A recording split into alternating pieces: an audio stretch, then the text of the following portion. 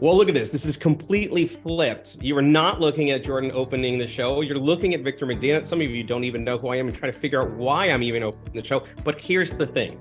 You all have been watching episodes of this that Jordan's been leading, interviewing great people. And I got a hold of him and I said, well, you don't understand. Everybody wants to hear from you. And it's not just because Jordan's the host, but because he's so successful at doing business and doing life.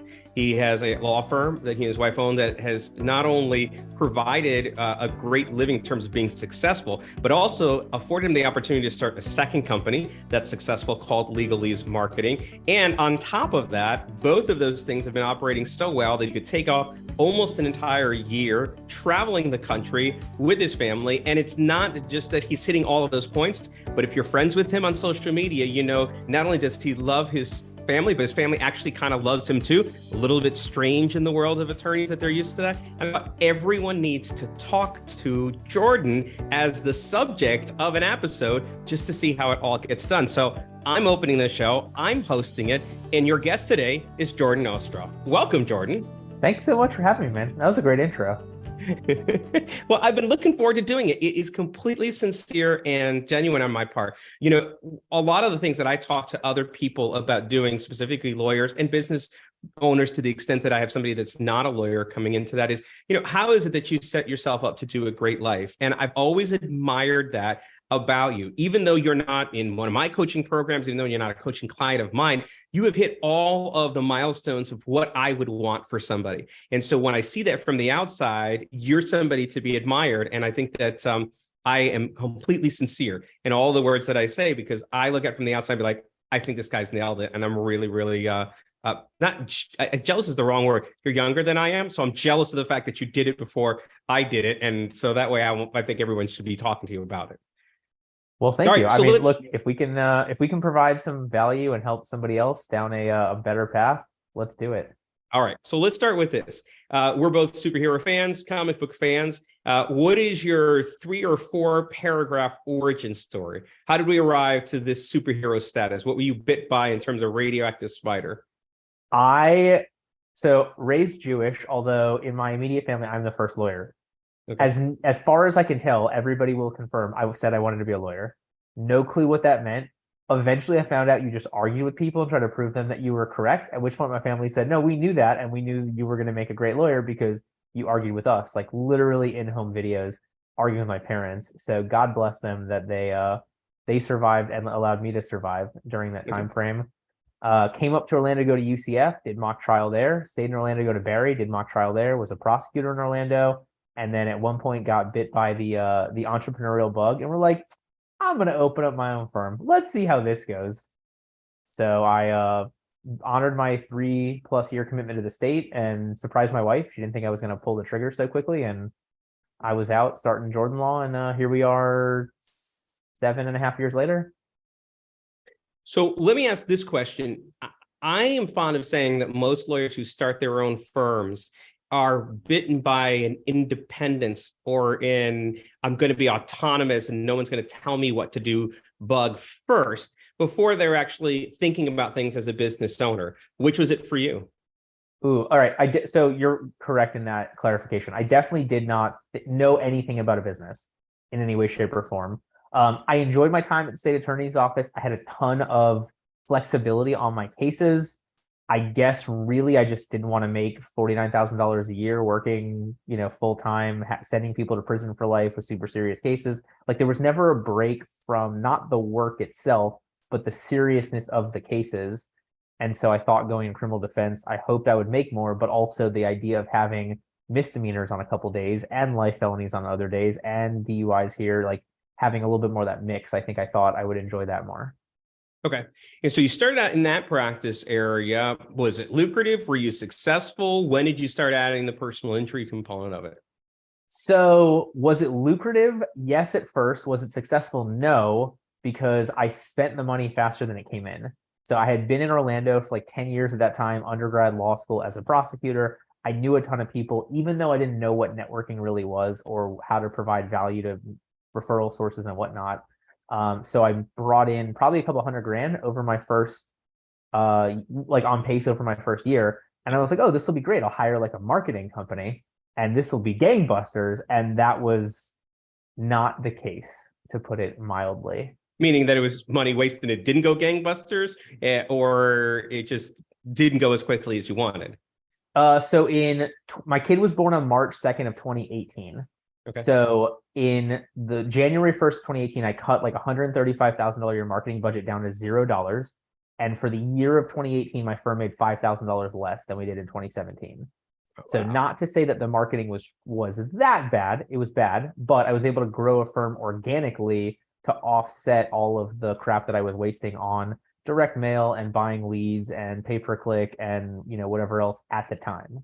Well, and that's the thing, because, moving into, if that was really more of the where you were spending dollars in terms of the personal injury side versus the criminal defense side, but I think both can be crowded areas. But to be a personal injury attorney in Florida, I think is to be, kind of one of many people. I think we were joking pre-shows, like one of the people that goes to Disney. It's like everyone is there. You can stumble over them. So for you to recognize early that you didn't have to keep chasing in terms of investing those dollars was probably a really wise move in terms of avoiding bankruptcy or whatever it was, or just growing such a machine that the funnel of what you were putting in just required that to just be fed forever.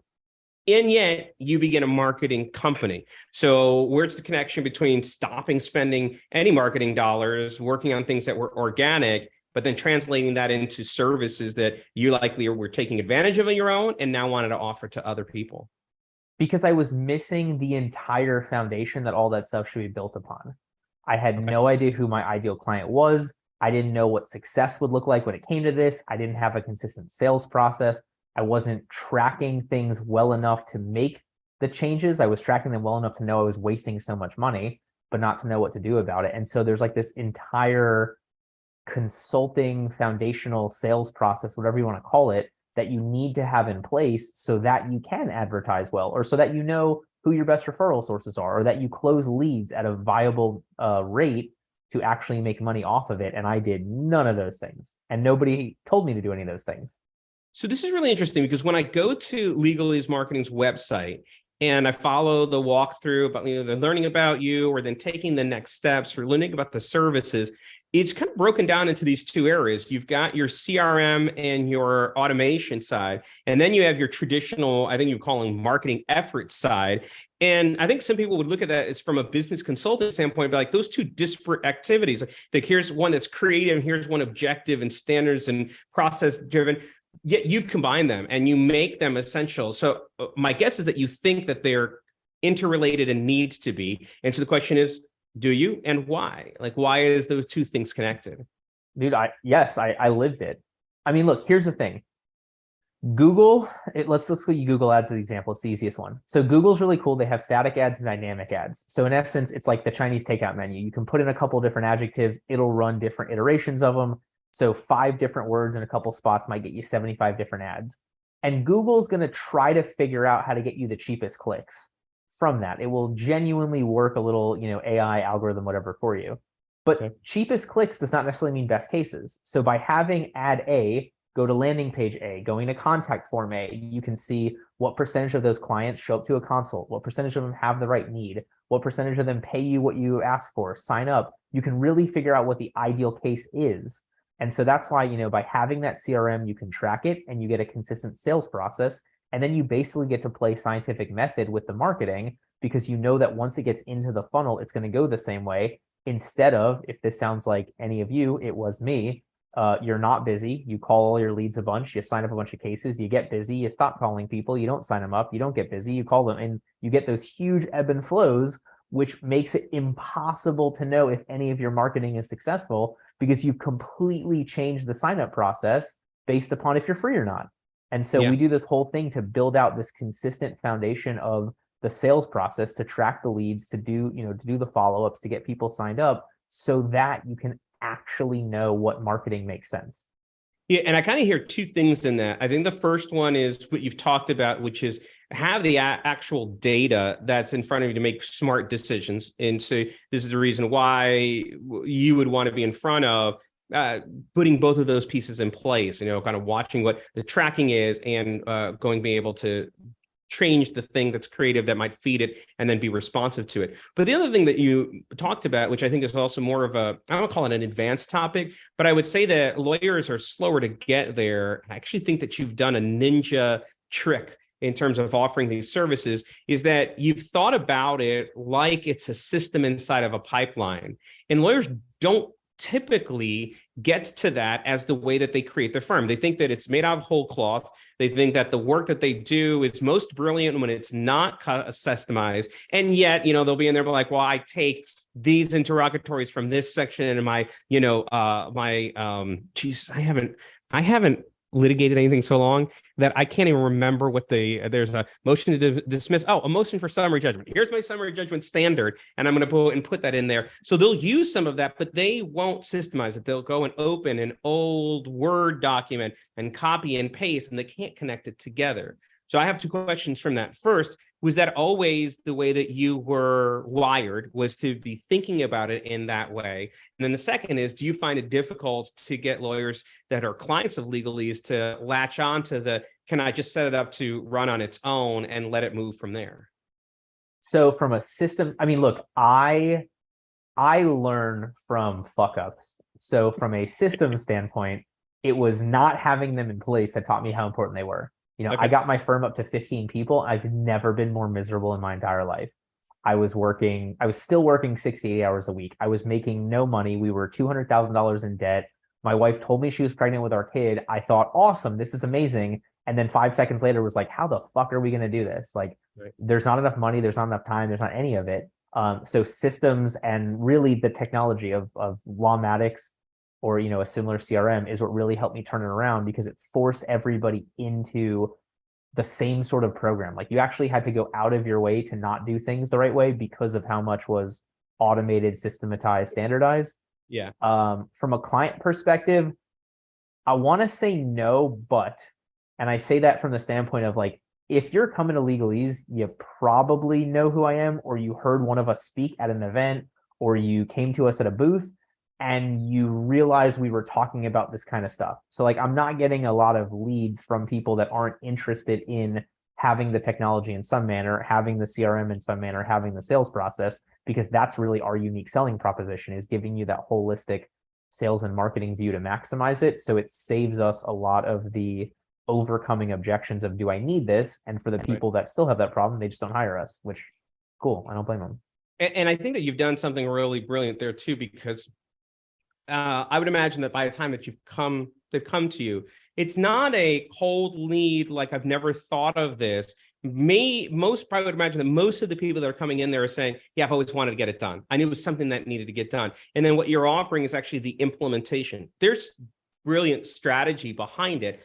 But the idea that they should have something in place was not what was novel to them. It was that they couldn't ship it. Either that they were trying to get it done on their own, or they tried to learn the system, or there's some barrier to it. And you actually give them we can get it done for you. And we're all about getting it done for you. And I think that's probably a big value too, to what you present to them, and saying, I'm just going to write a check. Can we just get this done? Because I know I need to get it done as quickly as possible. Is there a standard time that people will see a return, either, not necessarily like pay me X dollars, get Y dollars back, but that they'll see a transformation because that they've put that in place, like, oh, this is a different life altogether? Is there some, like, standard bit of time where they say, is it immediate? Is it something that takes 3-6 months before they're in place? Is like, this world is different for me now?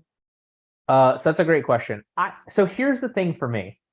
If you are in a rush and desperate with your firm, you're going to make different decisions. And I can't fault you. Like, if you have trouble making payroll, you need the decisions now. If you're going to take the long view, though, I genuinely want you to, like, have the system in place and not mess with it for 3 months. Just get 3 months of baseline data. Now let's start playing with it. Let's rewrite some of the emails. Let's speed up the way these things happen. Let's change some of the marketing language. And then see what, close rate goes from 40% to 50%. And then, all right, for the next 3 months, let's make these changes. Now, if we go from 50% to 48%, we undo those and we try different things. Like, it's going to be a constant iteration, because it's an art at the end of the day. People change, tech changes, marketing changes. But having this in place allows you to utilize all of it for your benefit going forward, even if it was what not to do. because it ruined your numbers or it lowered your numbers. Yeah. Yeah, my experience has been that lawyers live on ends of a spectrum. Either they're of the type that it's like squirrel, I want it faster. They're going to jump from one to the other, and they lack patience in that area.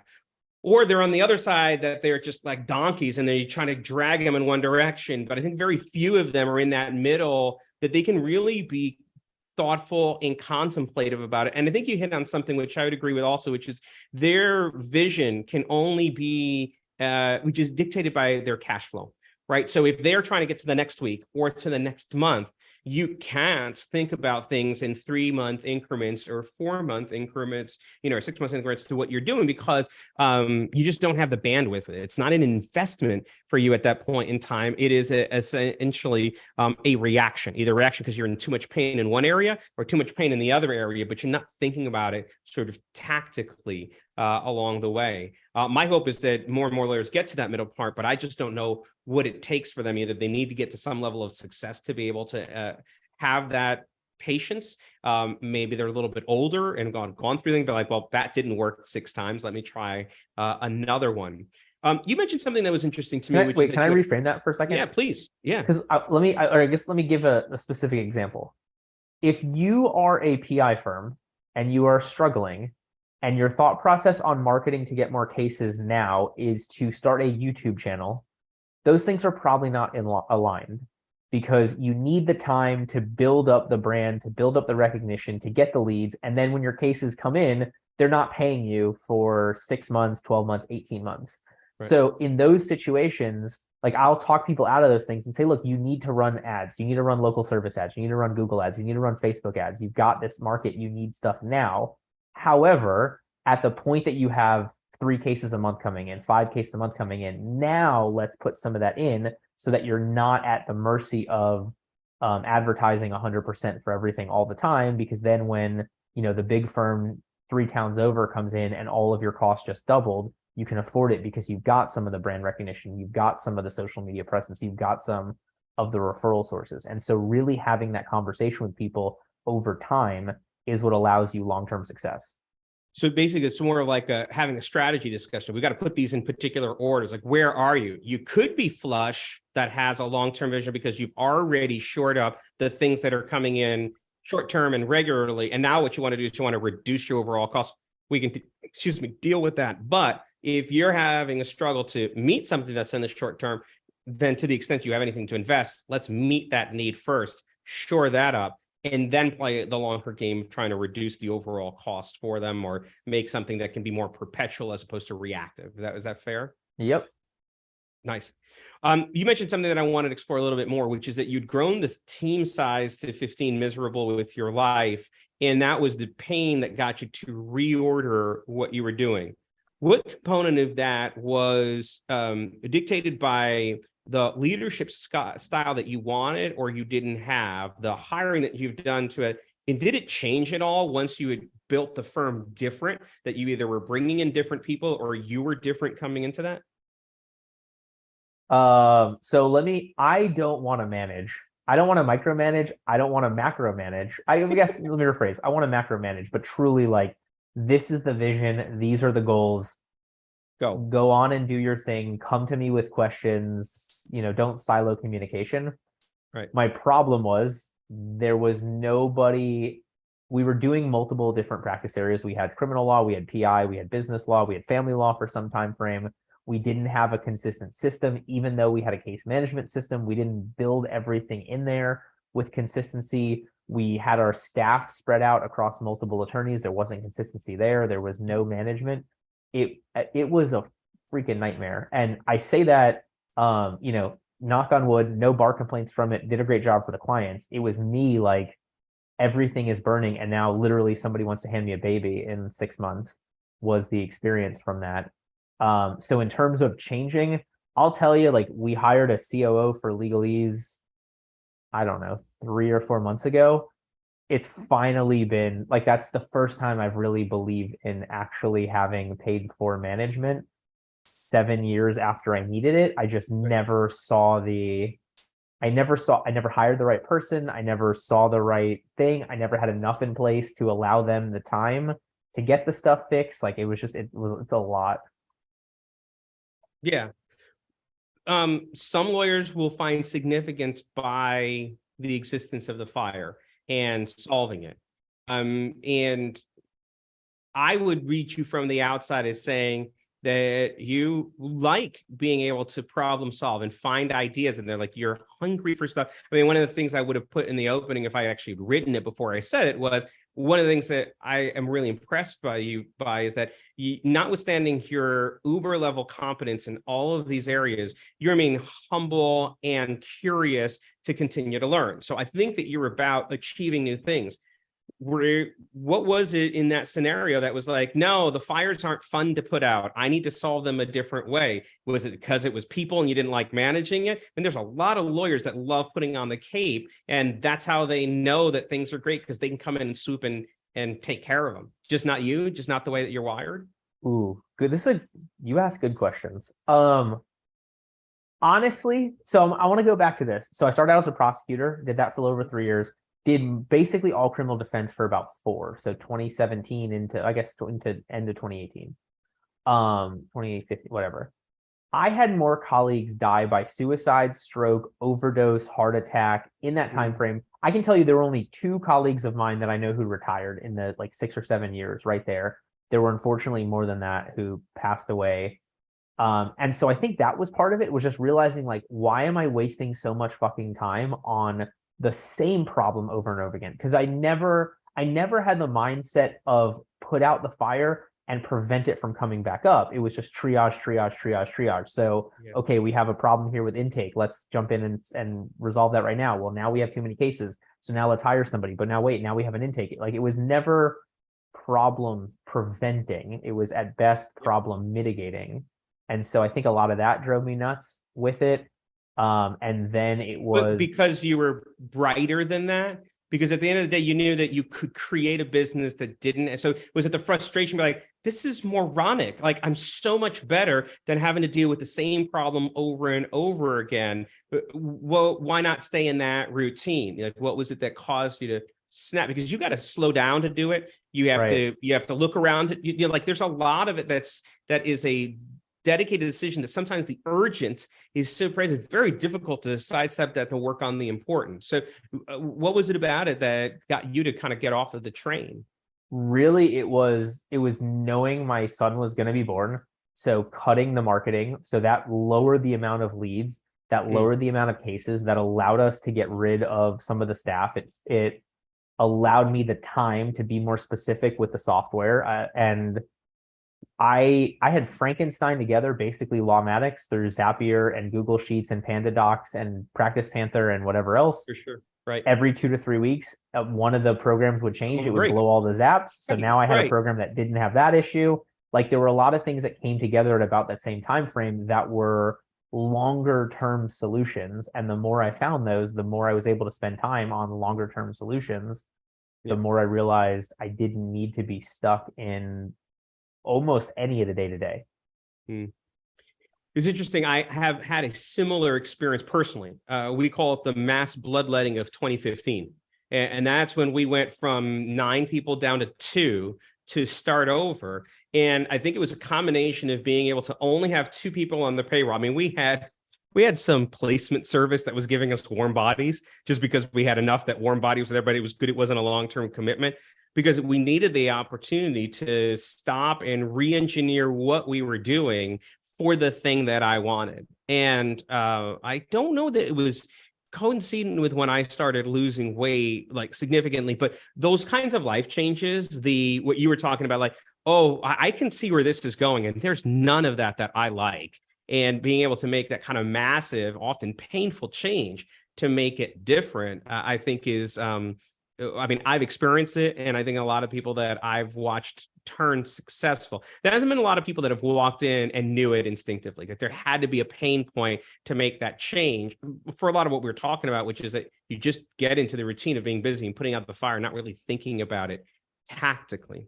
All right, another harder question off of this, which is what I have watched, experience, what I've personally been experiencing lately, and I'm curious about whether or not you're there.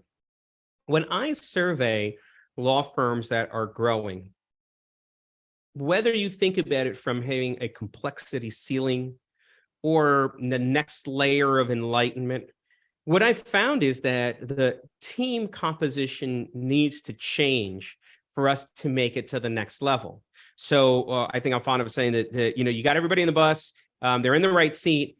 You were going to Albuquerque, but all of a sudden the direction that you want to go is in Austin. And it's probably right and proper that you get them off the bus because they didn't sign up to go to Austin. They signed up to go to Albuquerque. So the firms that you're running right now, you've just hired a COO for legalese marketing, and you may learn that you want one or think about having one in Jordan Law if you don't have one already. Those pivot points, are they things that lead you to think about growing or transforming the firm in a different way? Do you have goals that you're reaching for that says, no, this is going to be scaled, this is going to focus on different things? Or are you comfortable about where things are right now and you're looking to put those pieces in place to just shore them up to keep letting you live your great life? So here's how I will frame it. I sort of hate goals. And I want to be very specific on that. I think you need a strong vision of where you want to go. But then when it comes to goals don't execute. So I then want to create the habits and the consistency of execution to get to that vision or get to those goals. I mean, if you want to call it that, fine. So from our standpoint, a lot of it is like, getting in a car and saying in GPS, I want to get to point X. So what is the revenue of that? What is the profitability from there? What is the size of the firm from there? What are the day-to-day responsibilities? So like in essence, I like creating your current accountability chart. So instead of the org chart, the EOS accountability one, but then creating your ideal accountability chart. Right now, you as the owner may be in 5 different seats, but if you know that that's the firm that you like, great. You can start putting those seats on, off of you onto somebody else one at a time. The more that you have that plan, though, the easier every decision becomes, because does it get me closer to that goal? Does it get me to the financial number that I want? Does it get me to the size number that I want? Does it get me to the client experience that I want?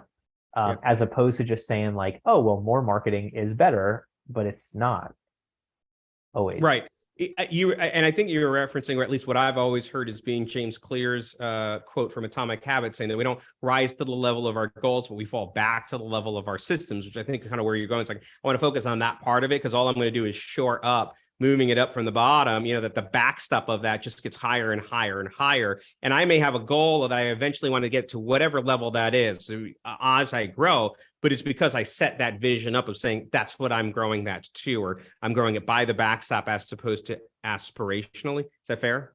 Yeah. I one of my favorite newsletters that I wrote, which is way vain, but I don't like all of the ones that I write. I like this one. So I wrote about, we figured out that from our average PI case value, 10 cases per month, 120 a year is like $968,000 in the firm.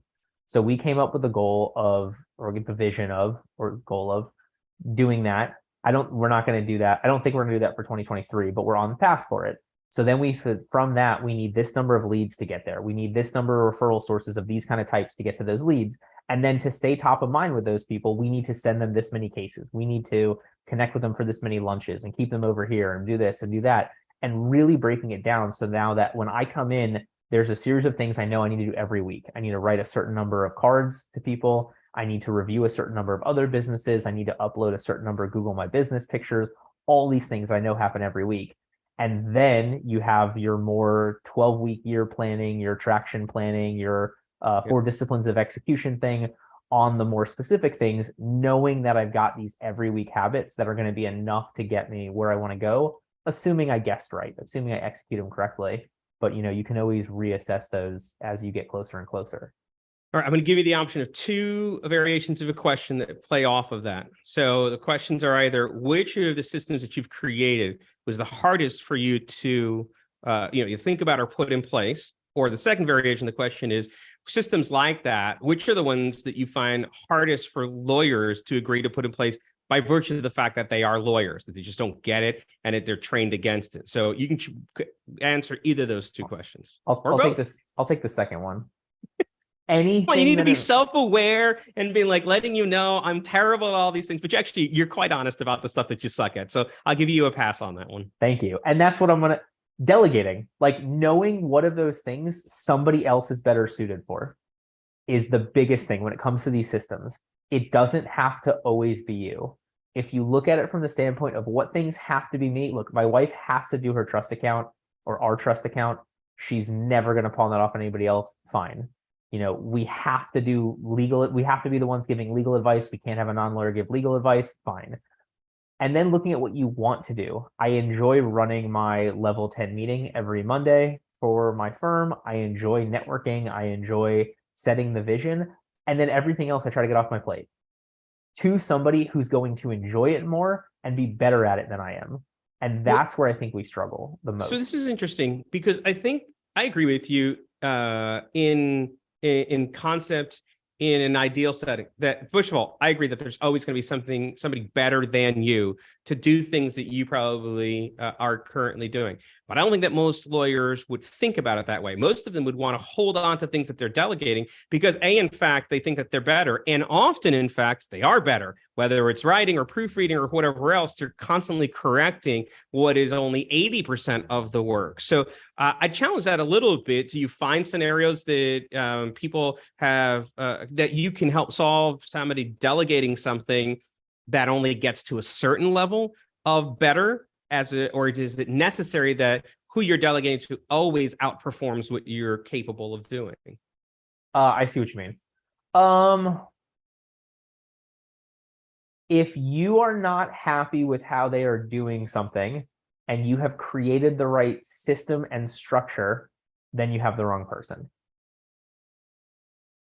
Now, yeah, what does the right structure and system look like? That's going to be different in every situation. A lot of times you just didn't train them well enough. And I was going to go there. I think that there's the training element of it that you probably have to meet as a check mark too. Like the system's good, the structure's in place. I've invested the right amount to train. The training is effective for the right person. And yet, if all of those things don't work, now they're not effective, right? And now it's the person kind of going forward off of that.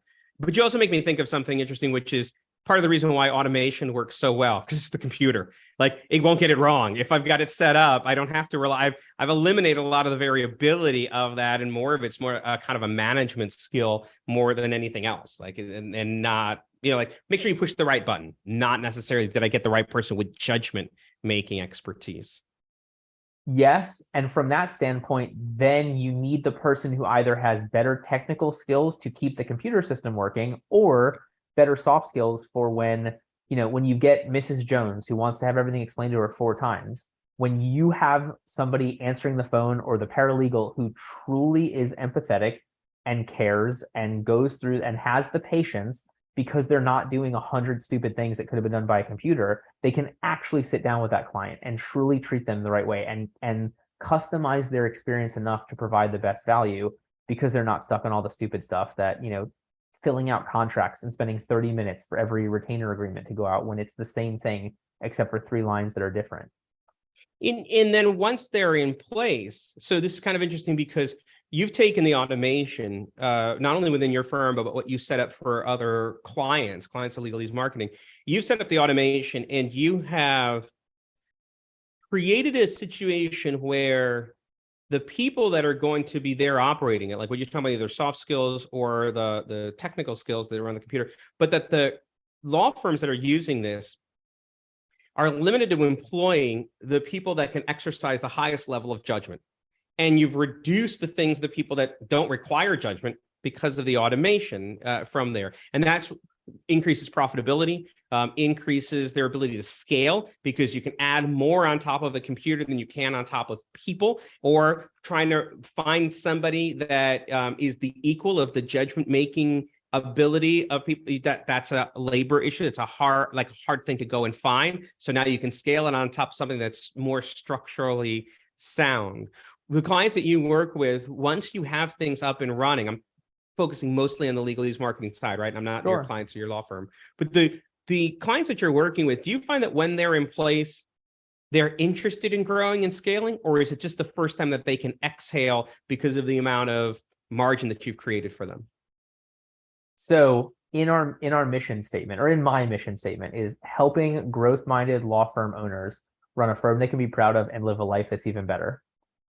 To be fair, when I say growth, I don't need you to grow top line revenue. Maybe you want to grow profitability. Maybe you want to grow more time with your family. Maybe you want to grow yourself as a person. I'm fine with that.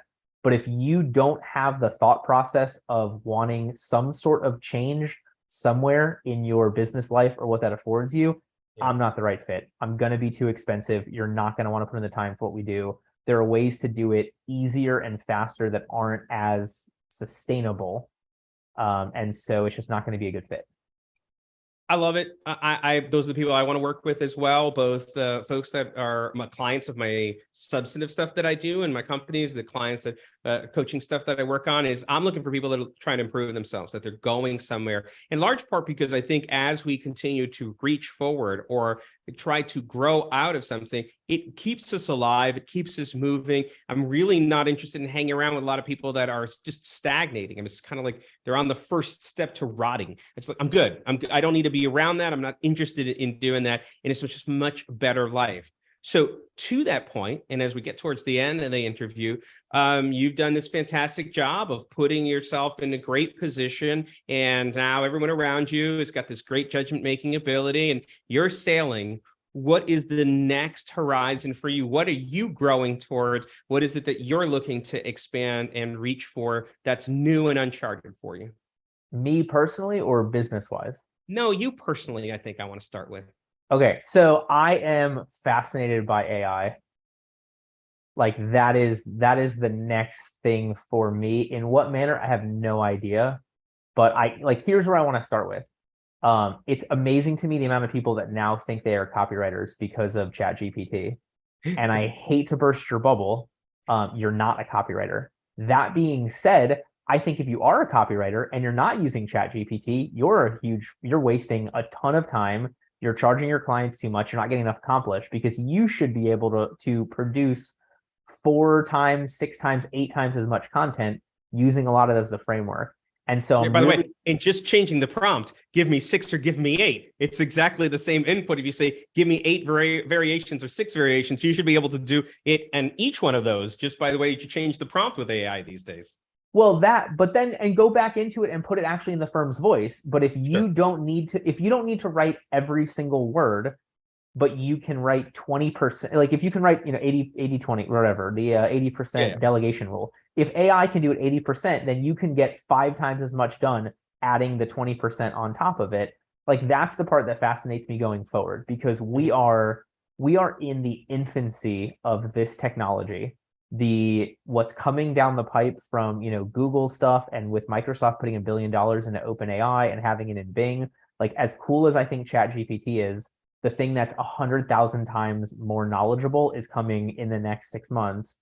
I'm so interested to see what that does, and I want to make sure that people have the right skills to accomplish it. This is going to be the next step of automation taking away factory jobs and technology taking away farming jobs. Like this is the next step. Not that nobody's gonna be able to find work, but that it's going to be different. And so staying on top of how law firm owners can maximize that part of it is what I'm really focused on right now, personally. Yeah, I would agree with you. And I think that there's probably 2 areas that I'm interested in as well. The first, as you were saying, this is the first time that sort of white collar or knowledge work is now at threat from technology. It was always kind of like building a car or, just in factories or blue collar stuff.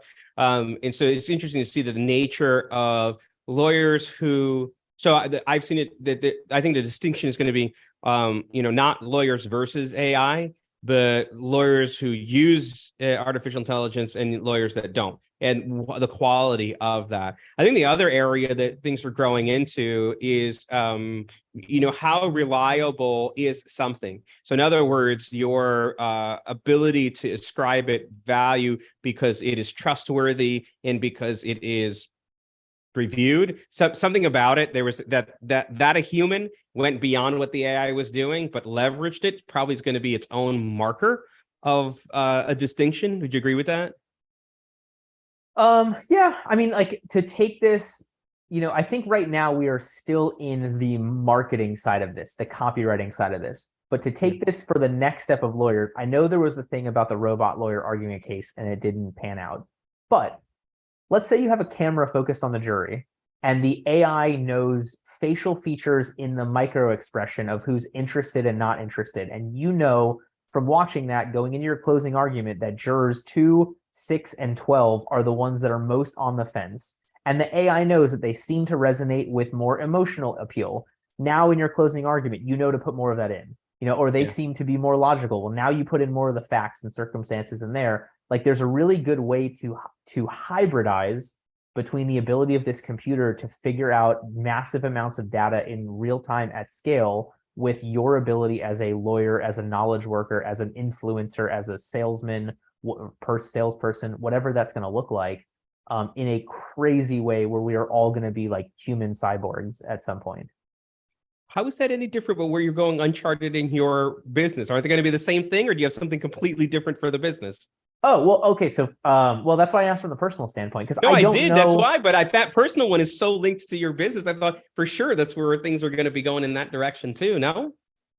Maybe, probably. Okay. I don't know enough about it now. Like, we started the first 40 minutes of this is like, this is my story and this is where I screwed up and this is what I learned from screwing up. Right. I haven't yet unleashed Skynet on the world to create Terminator to be a real thing, to know the change from this. So I want to dive into that stuff. I mean, from a business standpoint, look, I'm always going to relate to the struggling law firm owner or even the struggling entrepreneur who's really trying to get a business that allows them to live a life, to show up for their family, to set things up better for the next generation. Everything I do, for the rest of my life until I retire, whatever that looks like, is going to go back to that in some manner. So it's really staying at the front end of what's going on in the industry or industries to figure out how that ties back into my life, and then from there our clients' lives, and then from there everybody else's life. And you're probably given very few opportunities to do this on your show, the one that you host. But if people are more interested in learning more about your services, give the plug for how they can learn about what you do and get in contact with you.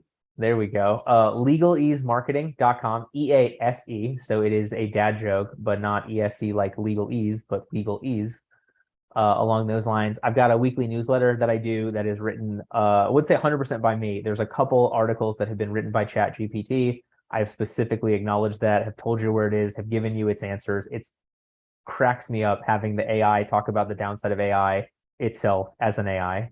And things like that. So that comes out every week. You can go to jordanoandtheknow.com or jordanostroff.com to sign up. They'll both go to the same place. And then otherwise, we've got, the Facebook group, Solutions for Lawyers by Lawyers. We just passed 1,000 people in the group. We've done nothing other than, I hope, providing great value to get people in there. We have not spammed and at everybody and whatever else to get a push. And, it's been fun. And hopefully we've helped some people. I think it's a great system that you've got set up, because when I go to the website, once I've learned a little bit about you, I can hit to the next steps. And when I get to the next steps, I can schedule just a discussion, whether it's taking an audit about where things stand or trying to figure out what I should be interested in. I like actionable things like that. So I think you've done a great job of providing value on that first ask, because sometimes it can be scary, especially for lawyers that might be once bitten, twice shy with marketing. I mean, you're not the first marketing company to come around to say, come talk to me about something. And so the story, not only because you have a practice, but you've thought about it from their perspective. And so it makes something valuable in that initial conversation, I think, is a great way of saying, hey, try out our thinking and see whether or not it's something that jives with what you need. And if that's the case, let's continue a conversation. Well, thank you so much. And I definitively take no credit for what you just said, because I have had nothing to do with what it says on our website or how it looks or how it's designed. That is all Greg and the rest of the team. So the finding a good culture fit, passing on setting the right vision, finding the right people, whatever it is, I'm very lucky.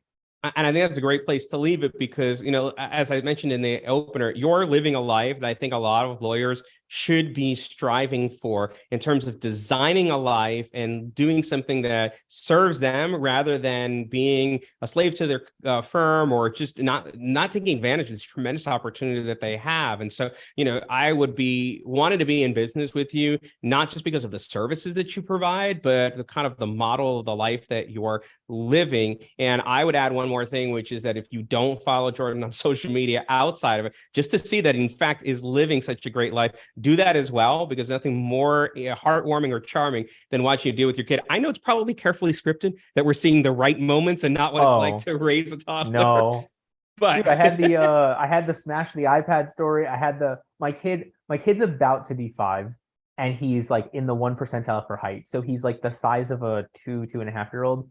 Dude, he took off his shirt the other day. He made him so mad. I thought he was gonna fight me. Like I have built a little Florida man. So it is. I wish I was smart enough to make up some of the hilarious shit that he does. That's I funny. am not that.